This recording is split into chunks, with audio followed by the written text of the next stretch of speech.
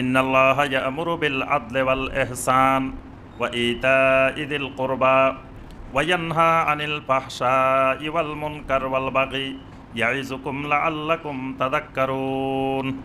এই আয়াতটা আমাদের দেশে খুব প্রসিদ্ধ, খুতবার শেষে পড়া হয়। আল্লাহ পাক এখানে বলছেন ইন্নাল্লাহা ইয়া'মুরু বিল আদলি ওয়াল ইহসান ওয়া ইতা'i যিল কুরবা। আল্লাহ রাব্বুল আলামিন তোমাদেরকে নির্দেশ দিচ্ছেন আদলের, ইহসানের, আত্মীয় স্বজনকে দান করার ব্যাপারে। ওয়া ইয়ানহা আনিল ফাহশাই, আল্লাহ তোমাদেরকে নিষেধ করে দিচ্ছেন ফাহশা থেকে, অশ্লীলতা থেকে। অশ্লীলতা থেকে আল্লাহ তোমাদেরকে নিষেধ করে দিচ্ছেন, বাধা দিচ্ছেন। অর্থাৎ আল্লাহ চান না আল্লাহর জমিনে তোমরা অশ্লীলতার সাথে জড়িত হবে। অশ্লীলতার মূল উদ্ভাবক, প্ররোচনাকারী হলো শয়তান। আর শায়তানু ইয়াইদুকুমুল ফাকরা ওয়া ইয়া'মুরুকুম বিল ফাহশা ওয়াল্লাহু ইয়াইদুকুম মাগফিরাতাম মিনহু ওয়া ফাদলা। শয়তান তোমাদেরকে ইয়াইদুকুমুল ফাকরা, শয়তানের একটা বড় কাজ তোমাদেরকে দারিদ্রতার ভয় দেখায়। আর শয়তানু ইয়াইদুকুমুল ফাকরা, শয়তান তোমাদেরকে ফকির হয়ে যাওয়ার, দরিদ্র হয়ে যাওয়ার ভয় দেখায় সব সময়। বিয়ে করতে দেয় না, কয় মিয়া বিয়ে করবা, খাইবা কি, খাওয়াইবা কি, নিজে খাইতে পারো না আবার বিয়ে করবা। এটা শয়তান ইয়াইদুকুমুল ফাকরা, দারিদ্রতার ভয় দেখায়। এটা আল্লাহ পাক বলছেন বিয়ে করলে আল্লাহ পাক তাকে অভাব মুক্ত করে দিবেন। সুবহানাল্লাহ, এটা আল্লাহর ওয়াদা। আল্লাহ বলছেন বিয়ে করলে অভাব মুক্ত করে দিবেন। শয়তান কয় না খবরদার বিয়ে করিও না, বিয়ে করলে তোমার দারিদ্রতা বেড়ে যাইব। এত তাড়াতাড়ি বিয়ের এখনো বয়স হয় নাই, বিয়ের বয়স হয় নাই, জানার বয়স হয়েছে তোমার জন্য। এখন অশ্লীলতার, বেবিচারের, এগুলার জানার বয়স হয়েছে, কিন্তু বিয়ের এখনো বয়স হয় না। বিয়ের বয়স হবে 35 বছর হইলে, 40 বছর হইলে, তারপরে এর আগ পর্যন্ত তুমি যা মনে চায় করো। এই জন্য আল্লাহ পাক বলে দিচ্ছেন আশ-শায়তানু ইয়াইদুকুমুল ফাকরা ওয়া ইয়া'মুরুকুম বিল ফাহশা। শয়তান তোমাদেরকে সবসময় দারিদ্রতার ভয় দেখায় আর তোমাদেরকে অশ্লীলতার নির্দেশ দেয়। এই অশ্লীলতা বলতে শয়তান বিয়ে করতে দেয় না, কিন্তু তোমাদেরকে দিয়ে ওই বিভিন্ন ধরনের অশ্লীলতা, জেনা, বেবিচার সমাজে এগুলো তোমাদেরকে দিয়ে ঘটায়। এই জন্য অশ্লীলতার প্ররোচনা আসে শয়তানের পক্ষ থেকে, আল্লাহর পক্ষ থেকে অশ্লীলতা আসে না। আল্লাহ চায় অশ্লীলতা মুক্ত মুমিন। এই অশ্লীলতার এক নম্বর অশ্লীলতা হইল কি, অশ্লীলতা যত রকমের আছে, অশ্লীলতার অনেক প্রকার আছে। শয়তান যে অশ্লীলতারগুলোর প্রতি মানুষকে উদ্বুদ্ধ করে, এগুলো হলো খুতুয়াতে শয়তান। খুতুয়াতগুলো অনেকগুলো খুতুয়া আছে, তার মধ্যে সবচেয়ে বড় অশ্লীলতা হলো জেনা। জেনা হইল এক নম্বর অশ্লীলতা। এই জন্য আল্লাহ পাক বলেছেন ওয়ালা তাকরাবুজ জিনা ইন্নাহু কানা ফাহিশাতাও ওয়া মাকতা ওয়া সাআ সাবিলা। ওয়ালা তাকরাবুজ জিনা, খবরদার জেনা তো করা যাবেই না। জেনা করা তো দূরের কথা, জেনার ধারে কাছেও যাওয়া যাবে না। আল্লাহ পাক জেনা করিও না এই কথা বলেন না। আল্লাহ পাক বলছেন কি ওয়ালা তাকরাবুজ জিনা, খবরদার জেনার নিকটবর্তী হইও না, ধারে কাছেও যাইও না। কারণ এটা চুম্বকের মতো, এটা ধারে কাছে গেলে এটা গ্রাস করে। এই জন্য জেনার যতগুলো খুতওয়াত আছে, উপকরণ আছে, এগুলো থেকে দূরে থাকতে হবে। জেনার বড় একটা উপকরণ হলো মোবাইল। বর্তমান দুনিয়াতে জেনার বড় একটা উপকরণ মাধ্যম হলো কি মোবাইল। মোবাইল হাতে আছে মানে জেনা সহজ হয়ে গেছে, অবৈধ প্রেম সহজ হয়ে গেছে। তারপরে আপনার বিভিন্ন ধরনের অশ্লীলতার কার্যক্রম সব সহজ করে দিছে। এই জন্য যে কাজগুলো সহজ করে দেয়, নিকটবর্তী করে দেয়, আল্লাহ বলছে খবরদার ওগুলোরও ধারে কাছে যাবে না। কারণ কি ইন্নাহু কানা ফাহিশা, জানা হলো ফাহিশা, অশ্লীলতা। জানা বেবিচার হলো অশ্লীলতা। ওয়া মাকতা, এবং এটা বড় ধরনের অপরাধ, কঠিন অপরাধ জানাটা। এই জন্য আল্লাহ পাক মুমিনকে এমন কিছু ইবাদত দিয়েছেন যেই ইবাদতগুলো করলে মুমিন জানা মুক্ত থাকতে পারে, অশ্লীলতা মুক্ত থাকতে পারে। এটার এক নম্বর ইবাদত হলো সালাত। ইন্নাস সালাতা তানহা আনিল ফাহশাই ওয়াল মুনকার ওয়া লাযিকরুল্লাহি আকবার। ইন্নাস সালাতা তানহা আনিল ফাহশা। সালাতের এক নম্বর উপকারিতা হলো সালাত মানুষকে অশ্লীলতা থেকে দূরে রাখবে, মুনকার থেকেও দূরে রাখবে, এবং অশ্লীল যত রকমের অশ্লীলতা আছে, ফাহিশা আছে, এগুলা থেকেও সালাত দূরে রাখবে। এরপরে দূরে রাখার মাধ্যম হলো হেজাব, পর্দার বিধিবিধান, হেজাবের বিধান। হেজাবের বিধিবিধান মেনে চললেও জেনা থেকে, বেবিচার থেকে দূরে থাকা সহজ। ইসলামিক কালচার, ইসলামী সংস্কৃতি, এগুলো মেনে চললেও জেনা, বেবিচার থেকে দূরে থাকা সহজ। আচ্ছা, এখন আল্লাহ পাক চান বান্দা জেনা মুক্ত থাকবে, অশ্লীলতা মুক্ত থাকবে। এখন তারপরেও কি জমিনে জেনা বন্ধ থাকবে? কি বলেন?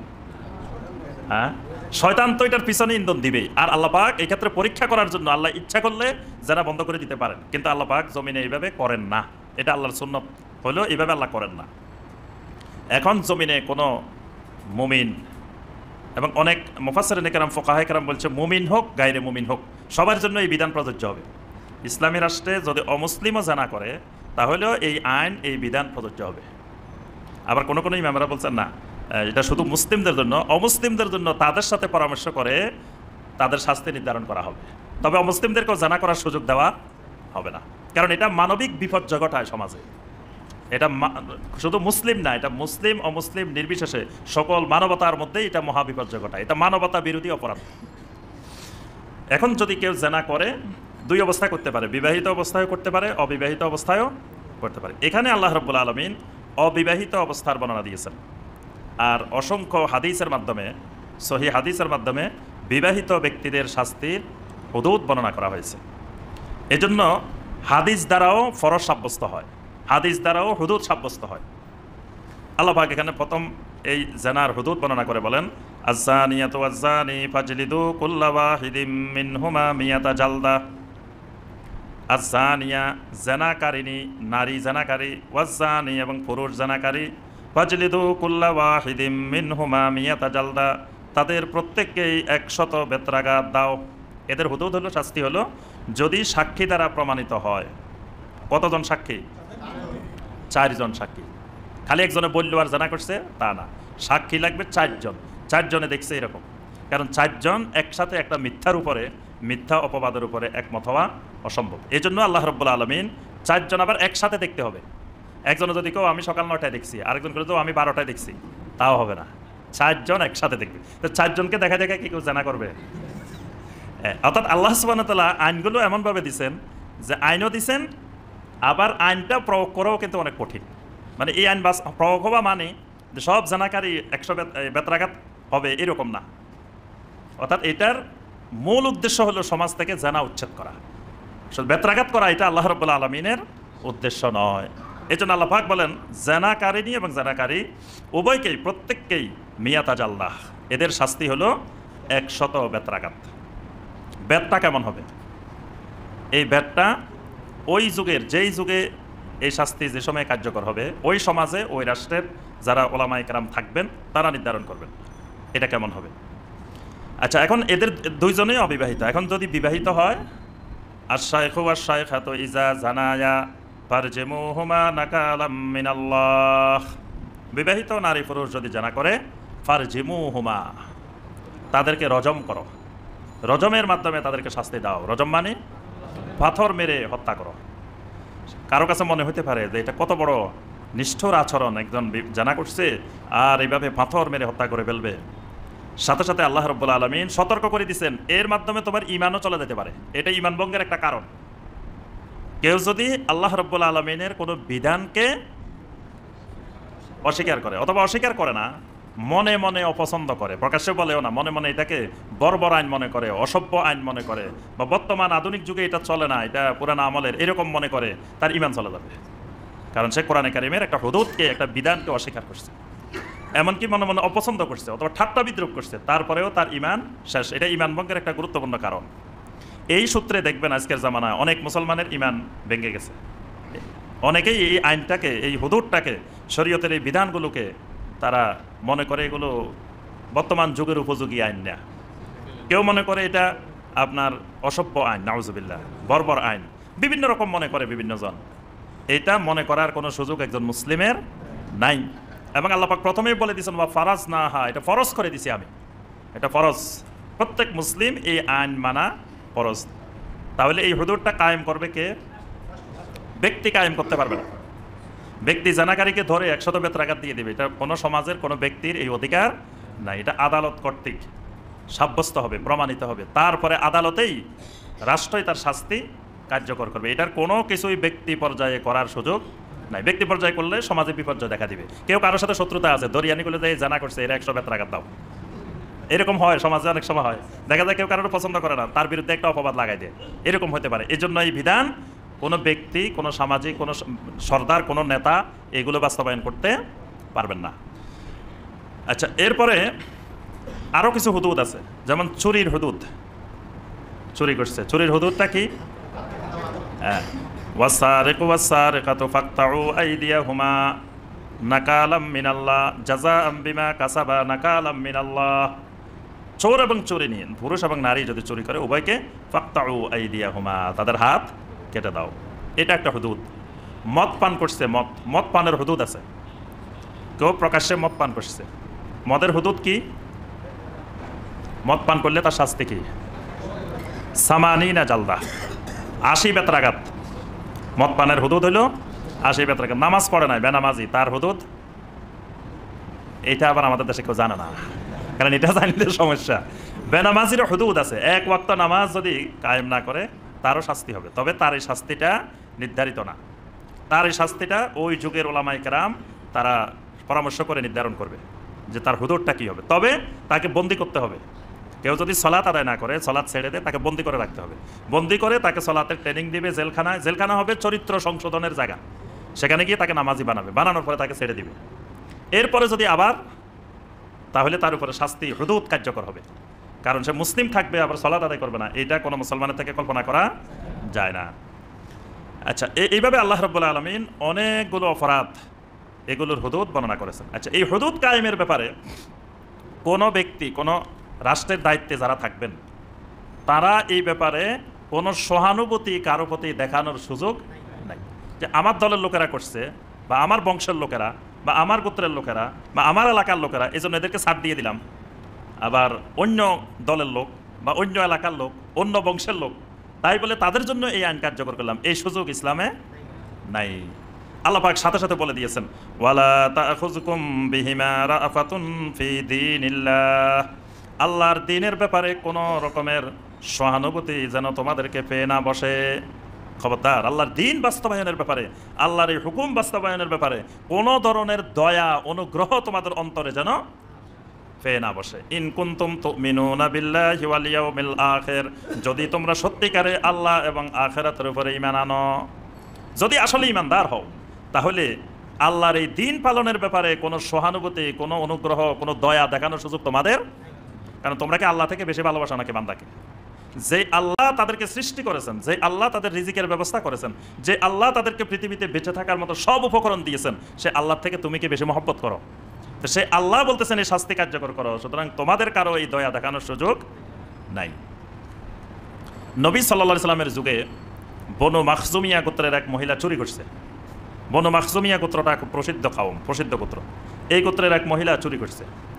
এখন আদালত কর্তৃক সাব্যস্ত হয়েছে এই মহিলার হাত কাটা হবে। বনু মাখজুমিয়া গোত্রের লোকেরা চিন্তা করলো, আহারে, যদি আমাদের বংশের এই মহিলার যদি হাত কাটে, তাহলে কিয়ামত পর্যন্ত পৃথিবীর মানুষ জেনে যাবে যে বনু মাখজুমিয়া বংশের এক মহিলা চুরি করছিল। এবার এই মহিলার যাতে হাত কাটা না যায়, এটার জন্য তদবির শুরু করছে তারা, বিভিন্ন দিক থেকে তদবির। আচ্ছা, চিন্তা করতে করতে তারা একজনকে পাইল, যায়েদ ইবনে হারেসা রাদিয়াল্লাহু তাআলা আনহুর ছেলে উসামা ইবনে যায়েদ রাদিয়াল্লাহু তাআলা আনহুমা।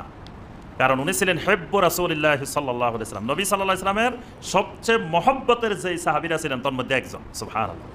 নবী সাল্লাল্লাহু আলাইহি ওয়াসাল্লামের পালক ছেলে ছিলেন কে? যায়েদ বিন হারেসা। যায়েদ বিন হারেসার ছেলে হইল উসামা ইবনে যায়েদ রাদিয়াল্লাহু তাআলা আনহু। নবী সাল্লাল্লাহু আলাইহি ওয়াসাল্লাম এক কোলে হাসান রাদিয়াল্লাহু তাআলা আনহু, আর এক কোলে উসামা ইবনে যায়েদ রাদিয়াল্লাহু তাআলা আনহু, দুইজনকে কোলে নিয়েছেন। নিয়ে আল্লাহর কাছে বলেছেন, আল্লাহ আল্লাহুম্মা ইন্নী উহিব্বুহুমা, হে আল্লাহ আমি এই দুইজনকে মহব্বত করি। ফা আহিব্বাহুমা, হে আল্লাহ আপনিও দুইজনকে মহব্বত করেন। সুবহানাল্লাহ। এই জন্য নবী সাল্লাল্লাহু আলাইহি ওয়াসাল্লাম উসামা ইবনে যায়েদকে খুব মহব্বত করতেন। এখন সবাই চিন্তা করলো মাখজুমিয়া গোত্র, ওরে ধরতে হবে। যদি উসামা ইবনে যায়েদ গিয়ে নবী সাল্লাল্লাহু আলাইহি ওয়াসাল্লামের কাছে সুপারিশ করে, আল্লাহ রাসূল শুনবেন না, হয় আর কারো কোনো কথা শুনবেন না। সবাই এসে ধরল উসামা ইবনে যায়েদ রাদিয়াল্লাহু তাআলা আনহুকে। ধরার পরে ওনার মনটা নরম হয়ে গেছে। উনি চিন্তা করলেন একটু যাই বলে দেখি। তিনি অনেক ভয়ে ভয়ে নবী সাল্লাল্লাহু আলাইহি ওয়াসাল্লামের কাছে আসলেন। এসে বললেন, ইয়া রাসূলুল্লাহ সাল্লাল্লাহু আলাইহি ওয়াসাল্লাম, বনু মাখজুমিয়া গোত্র অনেক সম্ভ্রান্ত বংশ, অনেক প্রভাবশালী বংশ। এই বংশের মহিলাটার হাত কাটাটা একটু মওকুফ করে দেওয়া যায় না? আল্লাহ রসুল সাল্লাল্লাহু আলাইহি ওয়াসাল্লাম এই কথাটা উসামা ইবনে যায়েদ রাদিয়াল্লাহু তাআলা আনহুর মুখ থেকে শোনার পরে নবী সাল্লাল্লাহু আলাইহি ওয়াসাল্লামের পুরা শরীরে এত কঠিন রাগ এসে পড়ল। আল্লাহ রসুল সাল্লাল্লাহু আলাইহি ওয়াসাল্লাম তার দিকে তাকিয়ে বলেন, আতাশফাউ ফি হাদ্দিম মিন হুদুদিল্লাহ, আতাশফাউ ফি হাদ্দিম মিন হুদুদিল্লাহ, আল্লাহর হুদুদের ব্যাপারে তোমার এত বড় দুঃসাহস হলো যে তুমি সুপারিশ করতে আসছো? এটা তো আমার হুদুদ না, আমার আইন না। আইন কার? আল্লাহর আইনের ব্যাপারে তুমি আসছো আমার কাছে সুপারিশ করতে। এরপরে নবী সাল্লাল্লাহু আলাইহি ওয়াসাল্লাম বলেন, ইন্নামা হালাকা মান কানা ক্বাবলাকুম, তোমাদের পূর্ববর্তী জাতিগুলো আল্লাহর আযাবে, আল্লাহর গজবে এই জন্য ধ্বংস হয়েছে। ইজা সারাকা ফীহিমুশ শারিফু তারাকুহু, যখন তাদের সম্ভ্রান্ত বংশের, প্রভাবশালী দলের কোনো লোক চুরি করত, তারাকুহু, তাকে তারা ছেড়ে দিত। ওয়া ইজা সারাকা ফীহিমুদ দাঈফ, যখন দুর্বল বংশের লোকেরা সাধারণ মানুষ চুরি করত, ফাকাতাউ আইদিয়াহুম, ধরে এনে তাদের হাত কাটতো। মানে নিজের দলের, নিজের বংশের, নিজের কওমের প্রভাবশালী সম্ভ্রান্ত তাদেরকে ছেড়ে দিত, তাদের জন্য আইন কার্যকর করতো না। আর গরিব মানুষ, সাধারণ মানুষ বা অন্য দলের মানুষ তাদেরকে ধরে এনে কি করতো? হাত কেটে দিত। এই জন্য তারা ধ্বংস হয়েছে, আল্লাহর গজব নাজিল হয়েছে তাদের উপরে। এরপরে নবী সাল্লাল্লাহু আলাইহি ওয়াসাল্লাম বলেন, ওয়াইমাল্লাহ লাউ ফাতেমা বিনতে মুহাম্মদ সারেকাত লাকাতাতু ইয়াদাহা, আল্লাহর কসম করে বলছি, ওই মাকজুমিয়া গোত্রের মহিলা নয়, যদি মুহাম্মদের মেয়ে ফাতেমা বিনতে মুহাম্মদ যদি চুরি করে, লাকাতাতু ইয়াদাহা, আমি নবী তাকে ধরে এনে তার 2 হাত কেটে দিব। আমি নবী তার হাত কেটে দিব, নিজে কেটে দিব, কেউ লাগবে না। অর্থাৎ আল্লাহর হুদুদের ব্যাপারে, আল্লাহর দ্বীনের ব্যাপারে দয়া দেখানোর কোনো সুযোগ নাই। আল্লাহ রাসূল সাল্লাল্লাহু আলাইহি ওয়াসাল্লাম কোনো সম্ভ্রান্ত অসম্ভ্রান্ত বা প্রভাবশালী অপ্রভাবশালী এইরকম কোনো ভেদাভেদ আল্লাহর আইন কায়েমের ব্যাপারে, আল্লাহর বিধান কায়েমের ব্যাপারে পার্থক্য করেন নাই। এরপর আল্লাহ রাব্বুল আলামিন বলেন, ওয়াল ইয়াশহাদ আযাবাহুমা তাইফাতুম মিনাল মুমিনিন, এই শাস্তিটা যখন কার্যকর করবা তখন যেন একদল মুমিন সেখানে উপস্থিত থাকে, গোপনে গোপনে না। এই যে জানাকারীর শাস্তি দেওয়া হবে, এটা গোপনে রুমের মধ্যে দেওয়া যাবে না। ওয়াল ইয়াশহাদ আযাবাহুমা, এই জানাকারীর আযাব শাস্তি যেন প্রত্যক্ষ করে তাইফাতুম মিনাল মুমিনিন, মুমিনদের মধ্য থেকে একটা দল, কিছু মানুষ। কারণ এই শাস্তিটার মূল উদ্দেশ্য হলো, এই শাস্তিটা একজনেরটা দেখে হাজার হাজার মানুষ, লক্ষ লক্ষ মানুষ এটা থেকে বিরত থাকবে। এই জন্য আল্লাহ রাসূল সাল্লাল্লাহু আলাইহি ওয়াসাল্লাম যতগুলো হুদুদ কায়েম করতেন, চুরির হুদুদ, শরাবের হুদুদ, তারপরে এই জেনার হুদুদ, সবগুলো হুদুদ জনসম্মুখে প্রকাশ্য ময়দানে করতেন। তবে প্রকাশ্য ময়দানে কারা করবে? আদালত কর্তৃক সাব্যস্ত হওয়ার পরে, বিচার হওয়ার পরে, সাক্ষী প্রমাণের ভিত্তিতে সাব্যস্ত হইল। কিন্তু কাউকে ধরে এনে প্রকাশ্যে সবার সামনে মেরে ফেললাম, এইটা হুদুদ কায়েম না।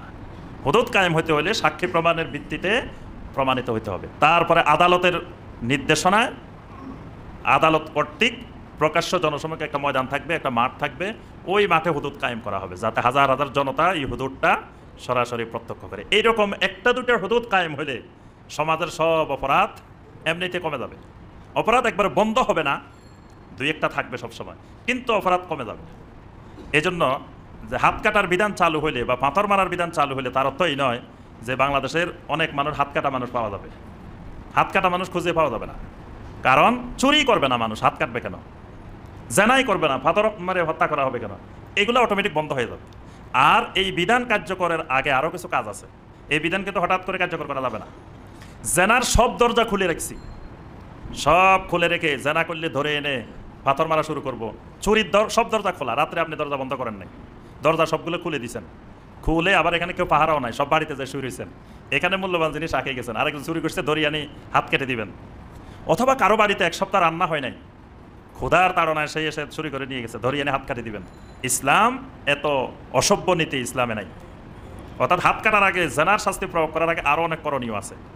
আপনি বিড়ালের সামনে শুটকি সব রেখে দিলেন খুলে খুলে সুন্দর করে, আর সুন্দর করে ওয়াজ নসিহত করলেন, খবরদার বিড়াল শুটকি খাওয়া যাবে না, তাহলে কাজ হবে। জেনার সমস্ত দরজা আগে বন্ধ করে দিতে হবে। বন্ধ করার এটা হলো আগের কাজ, মূল কাজ। কিন্তু আমাদের সমাজ হলো জেনার সব দরজা খোলা। সুতরাং এই সমাজে এইভাবে জেনার শাস্তি কার্যকর করা যাবে না। আগে জেনার দরজাগুলো বন্ধ করতে হবে, যাতে মানুষ জেনা সহজে করতে না পারে। বিয়েকে সহজলভ্য করতে হবে, জেনাকে নিরুৎসাহিত করতে হবে, জেনাকে না বলতে হবে, বিবাহকে হ্যাঁ বলতে হবে। কিন্তু আমাদের সমাজে বিবাহ হইলো না, জেনা হইলো হ্যাঁ। এই বিবাহ করা যাবে না। যদি ছেলে একটা 20 বছর হয়েছে বা 22 বছর হয়েছে, যদি কাব্বা আমি বিয়ে করতে চাই, কত বড় বেয়াদব দেখছো, বিয়ে করতে চায়। যদি জানা করে কেউ আসে কয় আমি আপনার ছেলে তো অমুক জায়গায় এই কাজ করছে, জানা করছে, ওই বয়সে করে একটু পরে। মানে বাবা জানার পারমিশন দিচ্ছেন কিন্তু বিবাহের পারমিশন দিচ্ছেন না। তাহলে এখানে বিবাহকে কঠিন করে রাখা হয়েছে। আবার বিয়ে করতে গেলে মেয়ের বাবা আগে জিজ্ঞাসা করে ছেলে কি করে, কত টাকা বেতন পায়, তার সম্পদ কি, এটা তার মুখ্য বিষয়, মানে দিন মুখ্য বিষয় না, মানে মুখ্য বিষয় হলো সম্পদ। আমাদের সমাজে মুখ্য বিষয় বিবাহের ক্ষেত্রে সম্পদ। সম্পদ না হইলে ছেলে যত ভালো হোক, ভালো দেখি কি করব আমি, ভালোর দরকার না, দরকার হলো কি সম্পদ। এই জন্যই পারিবারিক জীবনে সব অশান্তি, দাম্পত্য কলহ সব সম্পদের কারণে। কারণ সম্পদ যেখানে, সেখানে দুনিয়ার বিভিন্ন কলহ বিবাদ সব ঢুকে পড়বে। আর যদি দিন থাকে পরিবারের মূল সম্পদ হয়, মূল বিষয় হয় দিন, তাহলে নবী সাল্লাল্লাহু আলাইহি ওয়াসাল্লাম বলেন তারেবাত ইয়াদাক, তোমার পরিবার হবে এক শান্তিময় পরিবার। সুবহানাল্লাহ। আচ্ছা, এবার হলো সমাজে কিছু জানাকারী থাকবে, জানাকারী নারী থাকবে, পুরুষ থাকবে, আবার অধিকাংশ মুমিন থাকবে পবিত্র। এখন পবিত্র নারী পুরুষের সাথে জানাকারী নারী পুরুষের বিবাহ শাদী হওয়া যাবে কিনা, এই বিধান আল্লাহ পাক স্পষ্ট করে এই নীতিমালা দিয়ে দিলেন, আয-যানি লা ইয়ানকিহু ইল্লা যানিয়াতান আও মুশরিকা। কোন জানাকারী পুরুষ সে বিবাহ করবে একজন জানাকারিনী মহিলাকে অথবা কোনো মুশরিকা মহিলাকে। ওয়াজ-যানিয়াতু লা ইয়ানকিহুহা ইল্লা যানিন আও মুশরিকিন। এবং কোন নারী জানাকারিনী সেই বিবাহের উপযুক্ত হলো একজন জানাকারী পুরুষের সাথে অথবা মুশরিকের সাথে। ওয়া হুররিমা যালিকা আলাল মুমিনিন। মুমিনদের জন্য জানাকারী নারী পুরুষকে হারাম করে দেওয়া হয়েছে। ওয়া হুররিমা যালিকা আলাল মুমিনিন, মুমিনদের জন্য এরা হারাম। তাহলে মুমিন মানে জানাকারী জানাকারিনী হইতে, এখন মুমিনই যদি জানাকারী জানাকারিনী হয় তার জন্য আর হারাম কি হবে, নিজেই তো জানাকারী। এখানে অনেকগুলো শরীয়তের নীতিমালা আছে। তাহলে জানা করলে কি ঈমান চলা যায় কিনা? কারণ আল্লাহ পাক বলছেন যে জানাকারীকে বিয়ে দিবে কার সাথে? জানাকারিনী অথবা মুশরিকা। আবার জানাকারিনী নারীকে বিবাহের কথা বলছেন জানাকারী অথবা মুশরিক। তাহলে কি জানাকারীর ঈমান চলে যায়? যে না, আসলে ঈমান যায় না। আহলুস সুন্নাহ ওয়াল জামাতের নীতিমালা হলো যে কবিরা গুনাহের দ্বারা ঈমান যায় না, কবিরা গুনার দ্বারা ঈমান থাকে। তো জানা একটা কবিরা গুনাহ, এটা হারাম। তবে নবী সাল্লাল্লাহু আলাইহি ওয়াসাল্লাম একটা হাদিসে বলছেন, লা ইয়াজনি জানি হিনা ইয়াজনি ওয়া হুয়া মুমিন। মুমিন যখন জানা করে তখন তার ঈমান থাকে না, মানে জানারত অবস্থায়। কারণ জানারত অবস্থায় যদি ঈমান থাকতো তাহলে সে জানা করতো কিভাবে? কারণ আল্লাহ দেখতেছেন, এই বিশ্বাস যদি থাকে তো সে জানা করবে কিভাবে? তাহলে ওই সময় তার অন্তর থেকে এই বিশ্বাসটা চলে গেছে যে আল্লাহ দেখতেছেন বা আল্লাহ কিছু করবেন, এই বিশ্বাস তার নাই। এই জন্য নবী সাল্লাল্লাহু আলাইহি ওয়াসাল্লাম বলছেন যে জানাকারী যখন জানারত অবস্থায় থাকে তখন তার ঈমান থাকে না, সে মুমিন থাকে না। কিন্তু জানা করে শেষ করলে আবার ঈমান চলে আসে। তাহলে মুফাসসিরিনে কেরাম বলেন আসলে জানার দ্বারা ঈমান যায় না, তবে আল্লাহ পাক এই অপরাধটাকে এত গুরুতর হিসাবে নির্ধারণ করছেন যে এটা মুমিনের চরিত্রে, মুমিনের আখলাকে এটা থাকতেই পারে না, এটা মুশরিকদের আখলাক। এই জন্য এদের বিয়ের কথা বলছেন মুশরিকের সাথে, কিন্তু আসলে কোনো জানাকারী মুমিনকে মুশরিকের সাথে বিয়ে দেওয়া যাবে না। এই জন্য এখানে আল্লাহ পাক আও ব্যবহার করছেন। প্রথমে বলছেন জানিয়াতান আও মুশরিকা, জানিন আও মুশরিক, মানে এখানে আল্লাহ পাক বোঝাতে চাচ্ছেন এরা মুশরিকের সাথে বিয়ের উপযুক্ত, এদের ঈমান এমন পর্যায়ে চলে গেছে, কিন্তু আসলে মুশরিকের সাথে এদেরকে বিয়ে দেওয়া যাবে না। আচ্ছা, এখন জানাকারী জানাকারিনীর সাথে এখন আপনি জানেন না যে এই মেয়ে জানা করছে কি করে নাই, বা এই ছেলে যে বিয়ে দিব এই ছেলে জানা করছে কি করে নাই, তা আপনি কি করবেন? যদি সুস্পষ্ট দলিল প্রমাণ থাকে, জানা থাকে যে এই ছেলে জানাকারী এবং তাওবা করে নাই, তার সাথে কোনো মুমিন মেয়ে বিয়ে দেওয়া যাবে না। যদি স্পষ্ট জানা থাকে এই মেয়ে জানাকারিনী, তার সাথে কোনো ভালো চরিত্রবান জেনামুক্ত কোনো ছেলের বিয়ে দেওয়া যাবে না। এটা হলো যখন জানা থাকবে, স্পষ্ট জানা থাকবে, আর তওবা করে নাই, আগে জানা করছে তওবা করছে, তাহলে কিন্তু সে জানাকারী না, মানে জানা করছে পরবর্তীতে তওবা করে ফেলছে, নারী হোক পুরুষ হোক, তার জন্য মুমিনেরা বিয়ে করা হারাম না, কারণ সে তওবা করছে। তওবা করার পরে তাকে জানাকারী জানাকারিনী বলা যাবে না। তওবা করার পরে বা জানার হুদুদ কার্যকর হওয়ার পরে একজন মুমিন পবিত্র হয়ে যায়, একজন জানাকারী পবিত্র হয়ে যায়। একজন সাহাবী জানার শাস্তি কার্যকর করার পরে আল্লাহ রাসূল সাল্লাল্লাহু আলাইহি ওয়াসাল্লাম তার জানাজা পড়াইছেন, তার জন্য আল্লাহর কাছে অনেক দোয়া করেছেন। নবী সাল্লাল্লাহু আলাইহি ওয়াসাল্লাম তাকে সম্মানের সাথে কবরে রেখেছেন এবং নবী সাল্লাল্লাহু আলাইহি ওয়াসাল্লাম সাহাবীদেরকে বলছেন যে খবরদার কেউ তার বিরুদ্ধে, তার ব্যাপারে কোনো খারাপ মন্তব্য করা যাবে না, মন্তব্য করলেই তার শাস্তি কার্যকর হবে। কারণ জানাকারী যখন হুদুদ কার্যকর হবে অথবা সে তওবা করবে, এরপরে তাকে আর জানাকারী হিসাবে গালি দেওয়া, অপবাদ দেওয়া যাবে না। আচ্ছা, এখন হলো জানাটা করা যেমন অপরাধ, কাউকে জানার অপবাদ দেওয়াটাও অপরাধ। কারণ জানার কারণে দেখেন তার মুমিনের সাথে বিয়ে হারাম হয়ে গেছে, তাহলে কত বড় গুরুতর অপরাধ। এখন কেউ আসি একজনের বিরুদ্ধে জানার বেবিচারের অপবাদ লাগাই দিল, এটাকে বলা হয় কাজাফ। এই শাস্তিটা হলো কাজাফের শাস্তি, অর্থাৎ মিথ্যা অপবাদ। কিন্তু চুরির অপবাদ অথবা অন্যান্য অপরাধগুলোর অপবাদ, সেগুলো এই অপরাধের সাথে মিলবে না। এটা শুধুমাত্র জেনার অপবাদ, এটাকে বলা কাযাফ। ওয়াল্লাযীনা ইয়ারমুনাল মুহসানাত, যে ব্যক্তি কোনো সৎ চরিত্রবান, কোনো সতীসাধ্যী নারীর বিরুদ্ধে অপবাদ আরোপ করে, সুম্মা লাম ইয়াতু বিআরবাআতি শুহাদা, এরপরে সে 4 জন সাক্ষী হাজির করতে পারে নাই, ফাজলিদুহুম সামানিনা জালদা, তাদেরকে 80 বেত্রাঘাত দাও। জানাকারিনীর হলো কত বেত্রাঘাত? 100 বেত্রাঘাত। কেউ যদি তাদের বিরুদ্ধে মিথ্যা অপবাদ দেয়, মিথ্যা অপবাদ ছাড়াও আমি দেখছি সরাসরি কিন্তু সাক্ষী নেই 4 জন, তাও বলা যাবে না। সাক্ষী আছে 3 জন, তাও বলা যাবে না। 4 জন সাক্ষী যদি হাজির করতে না পারে, ফাজলিদুহুম সামানিনা জালদা, তাকে 80 বেত্রাঘাত দাও। তাহলে বোঝা যায় জেনার শাস্তি কার্যকর হওয়া অনেক কঠিন, কারণ 4 জন শাস্তি হাজির করা এটা সহজ ব্যাপার না।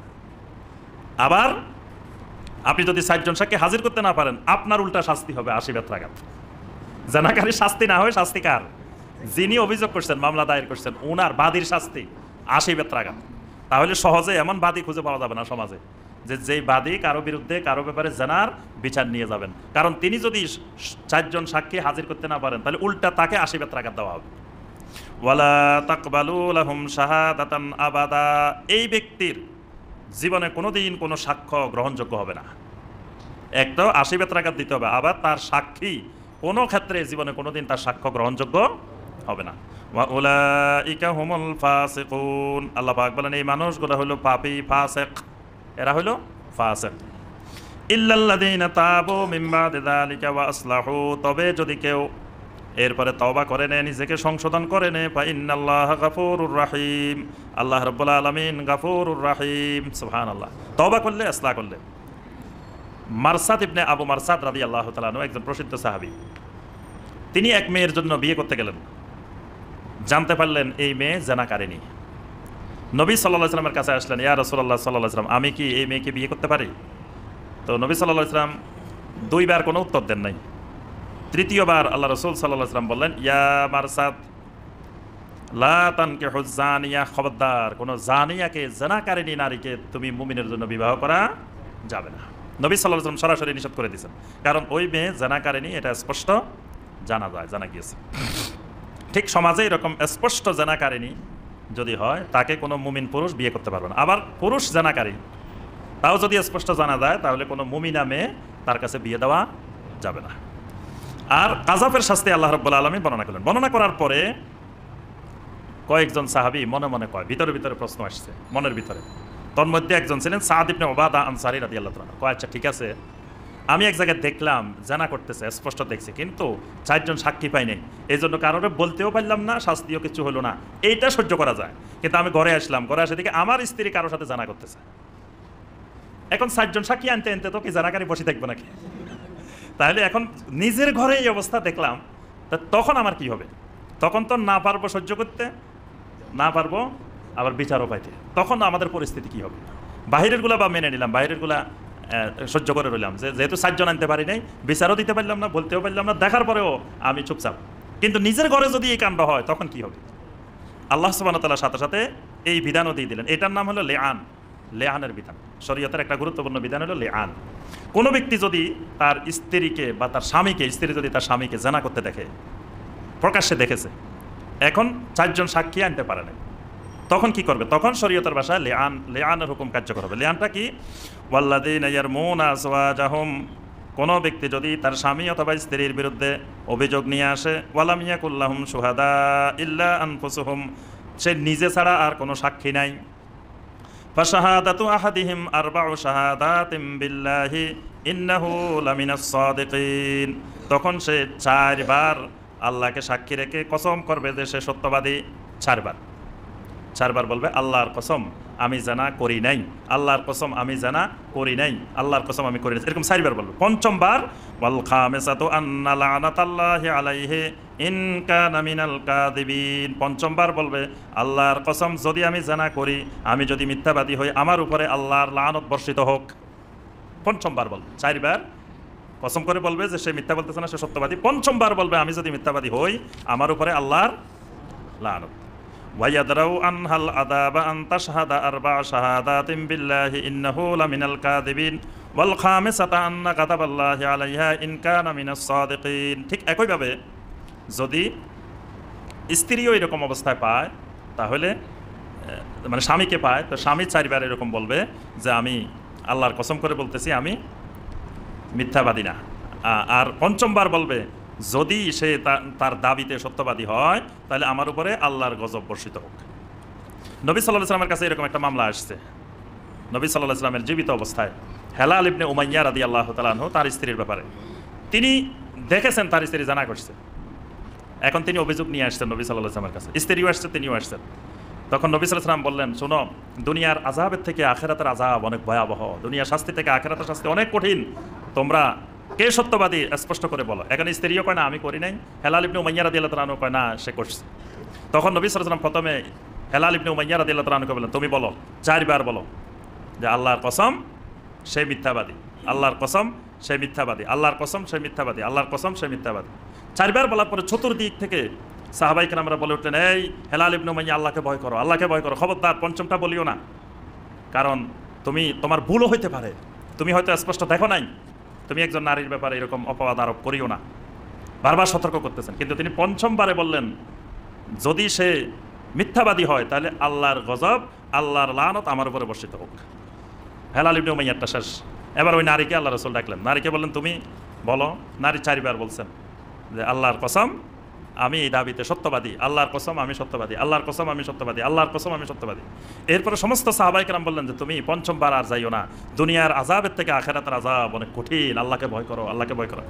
মহিলা হঠাৎ একটু থেমে গেছে এবং মনে হচ্ছিল মহিলা তার ভুল স্বীকার করবে। এরপরে কিছুক্ষণ পরে মহিলা বলে উঠলো, না, আমি যদি ভুল স্বীকার করি কিয়ামত পর্যন্ত আমার গোত্র অপবাদের শিকার হবে। হ্যাঁ, মহিলা 5ম বার বলে দিল যে যদি আমি মিথ্যাবাদী হই আল্লাহর গজব আমার উপরে বর্ষিত হোক। এই কথা বলে চলে গেল দুইজন। আল্লাহ রাসূল সাল্লাল্লাহু আলাইহি ওয়াসাল্লাম বললেন, এই তোমরা খেয়াল রাখবা এই মহিলার ঘরে যে বাচ্চাটা হয় এটা কার ছবি হয়, মানে হেলাল ইবনে উমাইয়া ছবি নাকি যার ব্যাপারে জানার কথা বলা হচ্ছে তার ছবি হয়, এটা খেয়াল রাখবা। এখন ওই মহিলা সন্তান হয়েছে, সন্তানটা ওই অভিযোগ যার নামে দিচ্ছেন হেলাল ইবনে উমাইয়া রাদিয়াল্লাহু তাআলা ওই লোকের ছবি, মানে সে জানা করছে আসলে ঠিক কথা, মানে সন্তানটা হেলাল ইবনে উমাইয়া রাদিয়াল্লাহু তাআলার ছবি হয় নাই, হয়েছে ওই লোকের ছবি। তখন আল্লাহ রাসূল সাল্লাল্লাহু আলাইহি ওয়াসাল্লাম বললেন, লাউলাল ঈমান ফাকানা লি ওয়া লাহা শান, যদি আল্লাহর বিধান এরকম না হইতো তা আমার আর তার মধ্যে একটা বোঝাপড়া হইতো। মানে নবী সাল্লাল্লাহু আলাইহি ওয়াসাল্লাম বোঝাতে চাচ্ছেন আল্লাহর বিধান হলো লিআনের বিধান, লিআন অনুযায়ী তারা দুজনে কসম করছে, লানত করছে, এখন যা করার আল্লাহই করবে, এখানে আর আমার করার কোনো হাত নাই। কিন্তু যদি আমার করার হাত থাকতো তাহলে এই মহিলার আমি ধরতাম, কারণ এই মহিলা যে আল্লাহর লানত বলছে আসলে সে মিথ্যা বলছে। নবী সাল্লাল্লাহু আলাইহি ওয়াসাল্লাম সরাসরি মিথ্যা বলেন নাই, কিছুই বলেন নাই, যেহেতু সে বলছে যে আল্লাহর কসম করে বলছে, এজন্য নবী সাল্লাল্লাহু আলাইহি ওয়াসাল্লাম পাকান আলী ওয়া লাহা শান, আমার আর তার মধ্যে একটা বোঝাপড়া হইতো যদি এই ব্যাপারে আল্লাহর ফয়সালা না থাকতো। ওয়ালাউলা ফাদলুল্লাহি আলাইকুম ওয়া রাহমাতুহু ওয়া আন্নাল্লাহা তাওয়াবুন হাকীম, যদি আল্লাহ রাব্বুল আলামিনের অনুগ্রহ এবং রহমত তোমাদের উপরে না হইতো এই লিআনের ব্যাপারে, মানে এই লিআনের বিধানটা জাহিলি যুগে ছিল না, এজন্য জাহিলি যুগে অনেক স্বামী জানাকারী ছিল, স্ত্রী জানাকারী ছিল, বিবাহিত তাও স্বামী এক জায়গায় যায় জানা করে, স্ত্রী আরেক জায়গায় যায় জানা করে, যেগুলো এখন আমাদের সমাজও আছে, মুসলিম সমাজও আছে, বিবাহিত অনেক স্বামী স্ত্রী যার যার মতো সে বিভিন্ন জায়গায় যায় জানা করতেছে। তা আল্লাহ পাক যদি এই অনুগ্রহ এই রহমত তোমাদের উপরে না করতেন, এই বিধিবিধান যদি না দিতেন, ওয়া আন্নাল্লাহা তাওয়াবুন হাকীম, আল্লাহ যদি তাওয়াব না হইতেন, তাওবা কবুলকারী না হইতেন, হিকমতওয়ালা না হইতেন, তাহলে তোমাদেরকে অনেক বিপর্যয়ের সম্মুখীন হতে হতো। আল্লাহ রাব্বুল আলামিন আমাদের সবাইকে কোরআনে কারিমের এই হুকুম আহকাম বিধিবিধানগুলো মেনে চলার তৌফিক দান করুন। আল্লাহ পাক আমাদের সবাইকে কোরআনকে বুঝার, জানার, আমল করার তৌফিক দান করুন। আমাদের মধ্যে যারা অসুস্থ আছেন আল্লাহ রাব্বুল আলামিন সবাইকে সুস্থতা দান করুন। যারা বিভিন্ন বিপদ আপদ মুসিবতে আছেন আল্লাহ রাব্বুল আলামিন সকলের বিপদ আপদ মুসিবতকে দূর করে দিন। আল্লাহ পাক আমাদের সকল শ্রোতা দর্শক মুহিব্বিনকে আল্লাহ পাক কবুল ও মঞ্জুর করে নিন। সবাইকে আল্লাহ রাব্বুল আলামিন হায়াত ও তয়্যিবা দান করুন।